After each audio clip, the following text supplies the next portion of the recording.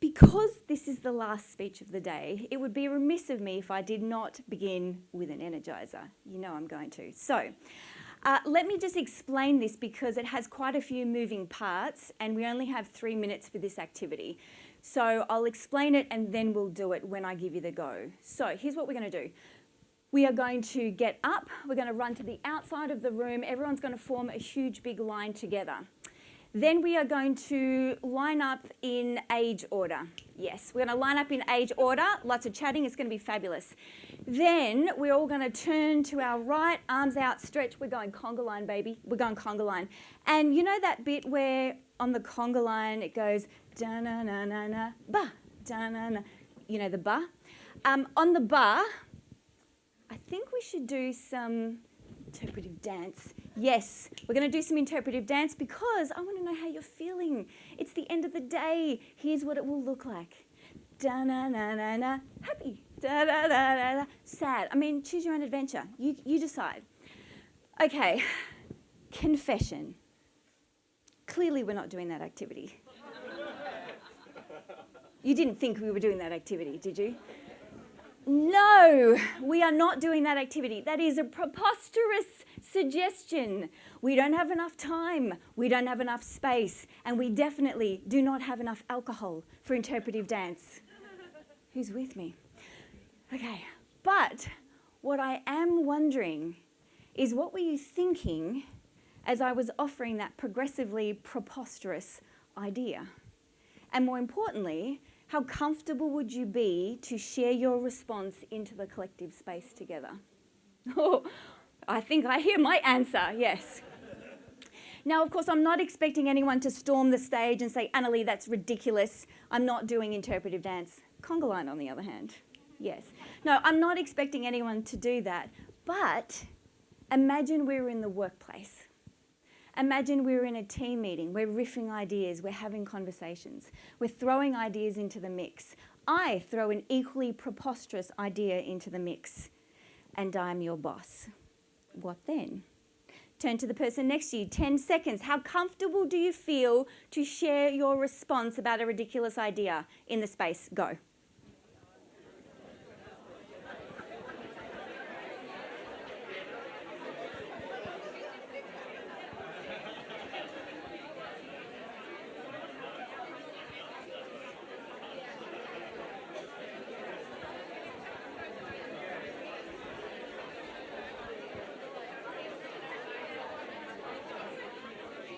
Okay, let's bring it back to the front. Now I imagine with a room of so many accomplished professionals, the answer is probably simple. You probably speak up. However, for many of the people that we work with, many of the people in our teams and organisations, it's not always that simple, right? Not everyone feels as comfortable and confident to speak so easily into that conversational container. You know, some people really find it difficult to find their authentic voice in those moments. And sometimes it can sound a little like this. All by myself. Do you wanna be all by myself? Okay, that's enough. Okay, you get the picture. As leaders, what kind of conversational containers are we creating? Are we amplifying authentic voices or are we silencing people? Are we making our people feel heard or are we making them feel hushed? That's what we're going to explore together today. When it comes to work, we want to create spaces where people can feel that they can conversate. Yes. Communication experts get to make up words. So we need people to conversate and co-communicate and all sorts of co-words because that's what we need them to do. And in order to do that, we need to make sure that people have access to their true voices. We need to make sure that people understand that conversation matters. Communication matters. Employee voice matters. Breaking the sound barrier and creating containers of conversational safety can turn a business around. In fact, just last year, Deloitte shared some research from their Global HR Trends report that talked about organisations with highly involved workforces, i.e. those that are contributing more, those that are communicating more. Those organisations were 1.8 times more likely to have highly engaged workforces. They were 2 times more likely to be more innovative, and they were 1.6 times more likely than their peers, i.e. the competition, to anticipate and respond to change more effectively. Breaking the sound barrier and creating containers of conversational safety can turn a business around. We know that conversation is a chemical exchange between people. What you say and how you say it affects the brain of the person in front of you. It either puts the brain in stress or it puts the brain in safety. When the brain is in safety, oxytocin goes up, your thinking improves, you see people more clearly, you're able to solve complex problems, and conversation just opens up. When your brain is under stress, however, cortisol goes up, your thinking goes down, your ability to get things correct goes down. We are more likely to make errors and misinterpret the intentions of the people around us, and conversation just shuts down. Now, this is really important as leaders because, of course, we need people communicating and thinking at their best, yes? But let's not take my word for it. Let's do a little activity, shall we? This one we are really genuinely going to do. All right, so it's going to be very simple and very quick. We're going to do a clapping activity and I want you just to follow along with me. We're going to clap together in time as we recite the days of the week. Here we go. Monday, Tuesday, Wednesday, Thursday, Friday, Saturday, Sunday. That's it. Very good. Excellent. I think you're ready for round 2, Bill. Second time around, we're going to do exactly the same thing, clapping, reciting days of the week. This time, I would like you to recite the days of the week in alphabetical order. Go.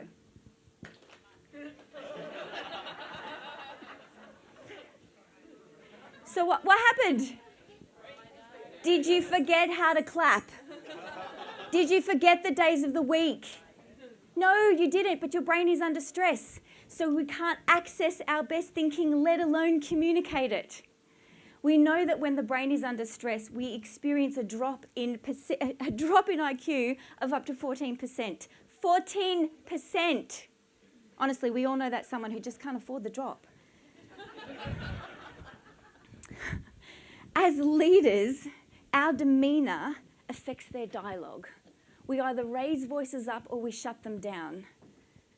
And it's our job to make sure that we make people feel seen, heard, and valued. We need to create those conversational containers of safety where people can access their true voice to turn those karaoke stars back into superstars. All by myself, don't wanna be all by myself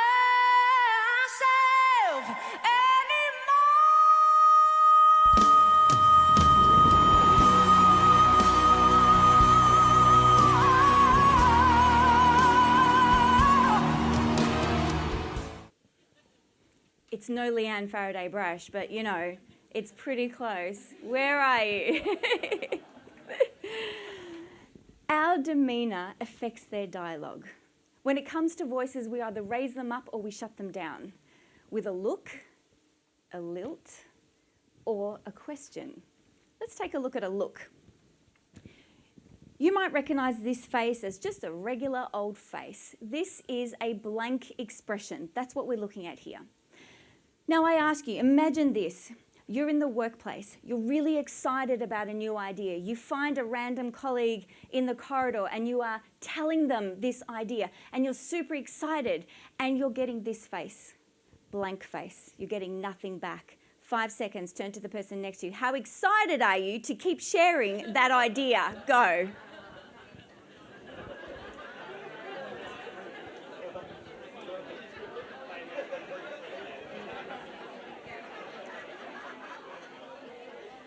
Okay, of course you're not excited. So for some of you, no drama, you'll just keep talking to a blank wall. It's easy. But for most of us, this is really unsettling. When we're under stress, the brain encodes a neutral expression as a negative expression. That means your thinking face, your listening face, could be interpreted as a I'm judging you face. I'm disapproving of that idea face, which of course puts people into a state of stress and shuts down the conversation. So what we need instead is a face like this. Here's one I prepared earlier. This is called the listening lilt. I call it the listening lilt. It has two components. One is the head tilt and one is a nod. So with the head tilt, we tilt the head to the side. It's a signal of trust. When we tilt the head to the side, people see that we trust them and they reciprocate in kind. Second part, when we add the nodding, if we nod in groups of 3 at regular intervals, it indicates that we're listening. It also makes people talk more. In fact, they'll talk 3 to 4 times more than normal when you nod at them. This is the power you have to break the sound barrier and create containers of conversational safety, just through a head nod. And while we're here, just for good measure, what is this face saying? I don't know, you're in a team meeting, you're in conversation, what is it conveying? Is this person concentrating? Are they constipated? Honestly, we just don't know. We don't know. So that's a look, a lilt, but what about language? How do the words we use and the way we use them create containers of conversational safety or stress? You tell me. Imagine for a moment, if you will, you are with your boss in the workplace or maybe an important client and they say to you the sentence I'm about to show you. When I show you this sentence, I want you to shout, well, you can just say if you like, just say into the centre of your table so everyone is giving their input at the same time to the centre of the table what your brain hears, because your brain defaults to worst case scenario. And if you say something that somebody else also says, feel free to go snap. That's okay, you can do that too. All right, so imagine you're in the workplace and someone says this to you. What does your brain default to in terms of the worst case scenario? Can I see you in my office, please? Go.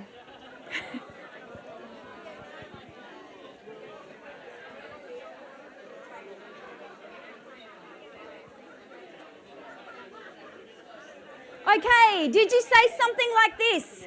What have I done? Do we get any snaps? Yes. What have I done wrong? Do we get any of these ones? Am I getting fired? Yes. Okay. You know, sometimes I think when we hear certain language, certain phrases, we have no idea what's going on in the brain of the people around us and how we might be single-handedly shutting them down or not. How about this one? Can I just give you some feedback? When I hear this, I wonder if other people hear something like what I do. Can I just tell you all the things you've done wrong and then can we just agree that this was a fine conversation? Is that okay? Yeah, no. Now, of course, at this point you might be thinking, so Annalie, are you telling me that I could be single-handedly silencing the voices of the people around me just by the way I communicate? Is that what you're telling me? Yes.